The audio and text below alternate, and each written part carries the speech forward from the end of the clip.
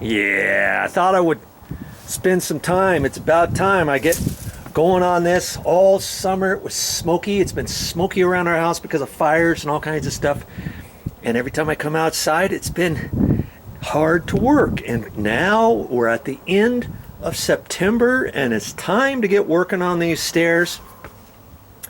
And I thought before I put the concrete filler down, I would fill up all of these lines. Remember I told you these were 4x12s, but they're glulam beam 4x12, so there's 2x4 here standing on edge, 1.5 by 3.5, another one, another one, another one, another one. I glued them all together.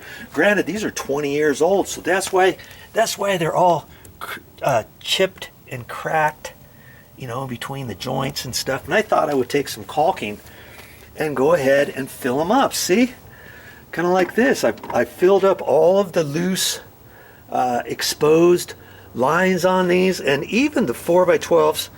These top two, remember, these top two steps were 4x12s that I installed, and they were number 1 and better, and they still had some check marks on them in different spots. And so I went ahead and caulked the cracks along there and stuff, and I thought I would try to do it the best I could. And then what I'm going to end up doing is I'm going to put sealer down. I'm going to put 2 coats of sealer on top of this wood and hopefully seal things to make the concrete material stick.